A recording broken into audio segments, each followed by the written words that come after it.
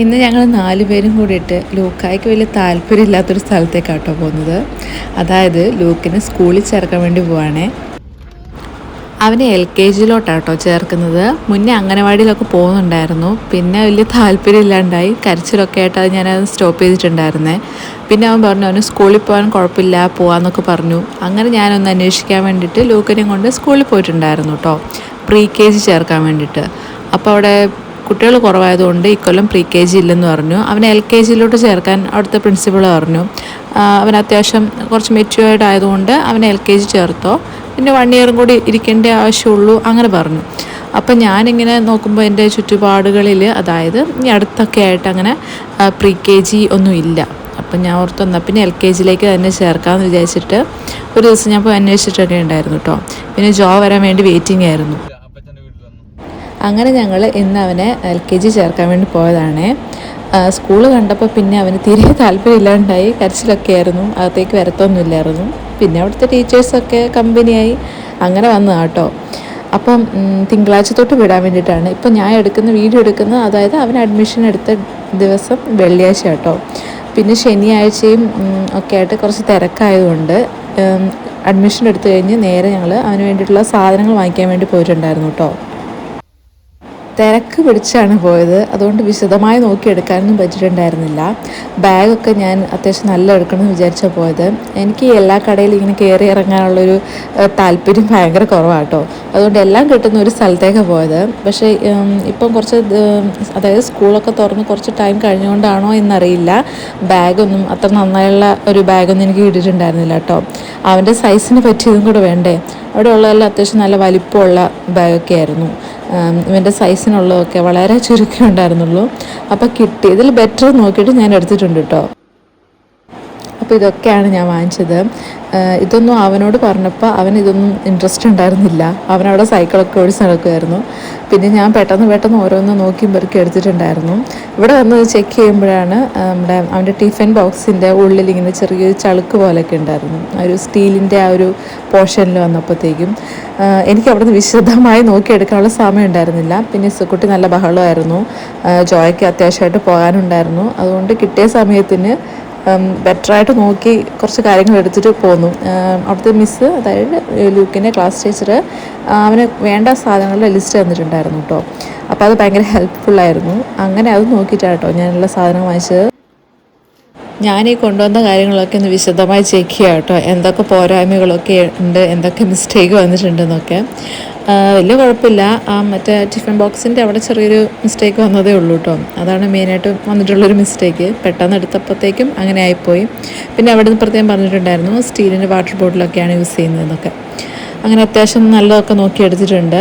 ആൾക്ക് ഇഷ്ടപ്പെട്ടോ ഇല്ലയോ എന്നൊന്നും അറിയില്ല. അവനൊന്നും കമൻറ്റോ ഒന്നും പറഞ്ഞില്ല. അവൻ നോക്കാൻ തീരെ താല്പര്യം കാണിച്ചിട്ടുണ്ടായിരുന്നില്ല കേട്ടോ. അവന് താല്പര്യമില്ലെങ്കിൽ ഇസുക്കുട്ടിക്ക് നല്ല താല്പര്യമാണ്. എല്ലാ കാര്യങ്ങളും എടുത്ത് നോക്കുന്നുണ്ട്. അതൊക്കെ എന്താ ഏതാ അത് എന്തിയെന്നൊക്കെ അന്വേഷണമുണ്ട്. അവളതെല്ലാം നോക്കി പെറുക്കി എടുത്ത് വയ്ക്കുന്നുണ്ട്. ആ ബുക്കെല്ലാം പിന്നെ ഞാൻ മാറ്റി വെച്ചു, ഇല്ലെങ്കിൽ അവൾ മൊത്തം കീറിക്കളയും, വീണ്ടും വാങ്ങിക്കേണ്ട അവസ്ഥയാവും.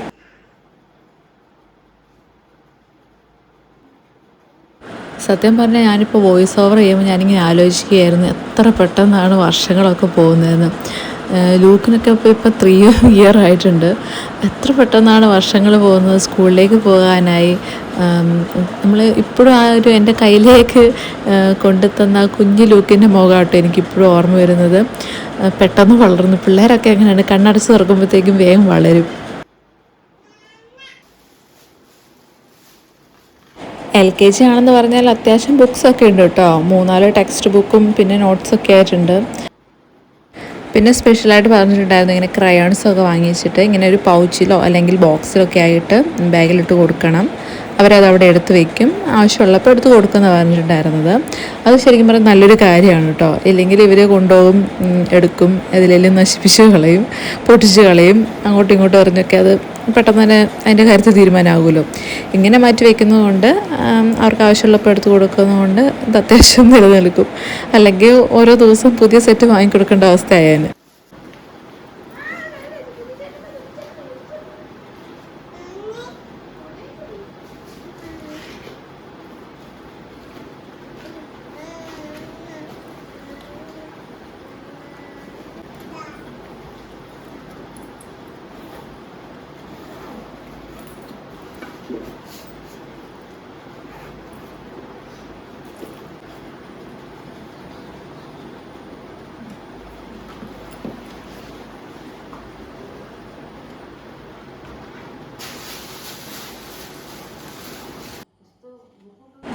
അങ്ങനെ രാത്രി ആയപ്പോഴത്തേക്കും ഈ ബുക്സൊക്കെ പൊതിഞ്ഞ് വെക്കണമല്ലോ. എന്ന് ചെയ്തില്ലെങ്കിൽ പിന്നെ അത് നീണ്ടു പോകും. പിന്നെ രാവിലെ ആയിരിക്കും പോകുന്നതിന്, രാവിലെ ആയിരിക്കും ഞാൻ ചിലപ്പോൾ ഓർക്കുന്നത്. അപ്പം ഇപ്പോൾ ഏകദേശം നല്ല ടൈമായിട്ടുണ്ട്. ഞാൻ ഏതായാലും ബുക്ക് പൊതിയാന്ന് വിചാരിച്ചു കേട്ടോ, ഇല്ലെങ്കിൽ പിന്നെ അത് നീണ്ടു പോകും. അപ്പോൾ ഈ എല്ലാ ബുക്കും കൂടെ പൊതിഞ്ഞ് നെയിം സ്ലിപ്പ് ഒട്ടിച്ച് പേരൊക്കെ എഴുതി വൃത്തി വയ്ക്കണം. ആക്ച്വലി ഞാൻ ഈ ബുക്കൊക്കെ പൊതിഞ്ഞ് കാലം മറന്നു. അതുകൊണ്ട് എനിക്ക് അതിൻ്റേതായ ഒരു ചെറിയൊരു ടെൻഷൻ ഉണ്ട് കേട്ടോ. ഞാൻ ശരിക്കും മറന്നുപോയി എങ്ങനെയാണ് ചെയ്യേണ്ടതെന്നൊക്കെ. ഞാൻ യൂട്യൂബിലൊക്കെ നോക്കിയിട്ടുണ്ടായിരുന്നു. കാരണം നമ്മൾ എൻ്റെ കേസിൽ ഞാനിപ്പോൾ ബുക്കൊക്കെ പൊതിഞ്ഞ് അങ്ങനെ കൊണ്ടു നടന്നിട്ട് വർഷങ്ങളായെന്ന് ഒരുപാട് പ്രായമൊന്നും ഇല്ല കേട്ടോ, എന്നാലും അത്യാവശ്യം കുറച്ച് വർഷമായി കേട്ടോ. അപ്പോൾ എനിക്കതിൻ്റെ ചെറിയൊരു ടെൻഷനുണ്ട്. അതെൻ്റെ മുഖത്ത് കാണാനും പറ്റും. പൊതിയുന്നതൊക്കെ ചിലപ്പോൾ തെറ്റിപ്പോകുന്നൊക്കെ ഉണ്ട്. പിന്നടിക്കുമ്പോഴൊക്കെ ചിലപ്പോൾ മാറിയൊക്കെ പോകുന്നുണ്ട്. എന്നാലും നോക്കിയും കണ്ടൊക്കെ വൃത്തിയിലങ്ങ് ചെയ്യണം. അപ്പം ഈ ബുക്കെല്ലാം ഒന്ന് പൊതിഞ്ഞ് എടുത്ത് വയ്ക്കണം. ഇസു ഇടയ്ക്ക് എഴുന്നേറ്റിട്ടുണ്ടായിരുന്നു. അവൾക്ക് ചെറിയൊരു പനിയുടെ പ്രശ്നമുണ്ട്. അപ്പം അതുകൊണ്ട് അവൾ ഇടയ്ക്കിടയ്ക്ക് കേൾക്കുന്നുണ്ടായിരുന്നു. അപ്പം ഞാൻ അവളെ പിന്നെ ഉറക്കിക്കെടുത്തും പിന്നെ വരും, അങ്ങനെ മാറി മാറി ചെയ്യാം കേട്ടോ. ജോ എത്തിയിട്ടില്ല, ഒന്ന് പുറത്തു പോയതാണ്. അല്ലെങ്കിൽ പുള്ളി എന്നെ ഹെൽപ്പ് ചെയ്തേനെ. അപ്പം ഇപ്പോൾ വരാമെന്ന് പറഞ്ഞിങ്ങനെ ഞാനിങ്ങനെ വെയിറ്റ് ചെയ്തെന്ന കാര്യം നടക്കില്ലല്ലോ, സമയം പോവില്ലേ. അപ്പം ഞാൻ വേഗം എടുത്ത് ചെയ്യാം കേട്ടോ. ലൂക്ക് നേരത്തെ ഉറങ്ങി. ഇസുവിന് ചെറിയൊരു പനിയുടെ പ്രശ്നമുള്ളതുകൊണ്ട് അവൾ ഇടയ്ക്കിടയ്ക്ക് ഏറ്റ് ഇങ്ങനെ കരയുന്നുണ്ടായിരുന്നേ. അപ്പോൾ അവൾക്ക് മരുന്നെല്ലാം കൊടുത്തിട്ട് ഞാൻ ഒന്നുകൂടെ ഉറക്കിയതാണ്. ആ സമയത്ത് വേഗം വന്ന് ബാക്കി പൊതിയാനും നെയിം സ്ലിപ്പ് പൊട്ടിക്കാനും ഒക്കെ ഉള്ളത് ചെയ്യാൻ വിചാരിച്ചു. ഈ നെയിം സ്ലിപ്പൊന്നും എനിക്ക് വലിയ ഇഷ്ടപ്പെട്ട് ഞാൻ എടുത്തിട്ടുള്ള കാര്യമൊന്നുമല്ല കേട്ടോ. തമ്മിൽ ഭേദം തോന്നുന്ന രീതിയിൽ ഞാൻ എടുത്തതാണ്. അത്യാവശ്യം എല്ലാ കാര്യവും നല്ലതൊക്കെ തീർന്നിട്ടുണ്ടായിരുന്നു. ഇതൊന്നും എനിക്ക് അത്ര ഇഷ്ടപ്പെട്ട് ഞാൻ എടുത്ത കാര്യമൊന്നുമില്ല. പിന്നെ വേറെ കടയിൽ പോകാനുള്ള ടൈമൊന്നും ഉണ്ടായിരുന്നില്ല. അതുകൊണ്ട് അതിനകത്ത് ബെറ്റർ ആയിട്ടുള്ളത് കേട്ടോ ഞാൻ എടുത്തിട്ടുണ്ടായിരുന്നത്. ലുക്കിന് അങ്ങനെ പ്രത്യേകിച്ച് ഇന്നത് വേണം അല്ലെങ്കിൽ ഇന്ന കാർട്ടൂൺ അങ്ങനത്തെ ഒന്നും ഡിമാൻഡൊന്നുമില്ല. പിന്നെ ആളീ ഭാഗത്തേക്ക് തിരിച്ച് നോക്കിയിട്ടുമില്ല, അത് വേറെ കാര്യം. അപ്പോൾ ഉള്ളത് വെച്ച് ഞാൻ അങ്ങ് ചെയ്യാം കേട്ടോ. അത്യാവശ്യം കുഴപ്പമൊന്നുമില്ല. എന്നാലും ഞാൻ കുറച്ചധികം എക്സ്പെക്റ്റ് ചെയ്തിട്ടാണ് കേട്ടോ പോയത്. നമ്മുടെ സൂപ്പർമാനും സ്പൈഡർമാനും ഒക്കെ കിട്ടും വിചാരിച്ചൊക്കെ പോയിട്ടുണ്ടായിരുന്നു. ആൾക്ക് സ്പൈഡർമാനെ ഭയങ്കര ഇഷ്ടമാണ്. അപ്പോൾ ഞാൻ ബാഗ് സെർച്ച് ചെയ്യുമ്പോഴും അങ്ങനത്തെ സ്പൈഡർമാൻ അങ്ങനത്തെ എന്തെങ്കിലും കിട്ടുമോ എന്നൊക്കെ വിചാരിച്ചിട്ടാണ് പോയത്. അത് കിട്ടിയില്ല. പിന്നെ ഇങ്ങനെ നെയിം സ്ലിപ്പ് എടുത്തപ്പോഴത്തേക്കും അതിലുണ്ടാവും വിചാരിച്ചു, അതും കിട്ടിയില്ല.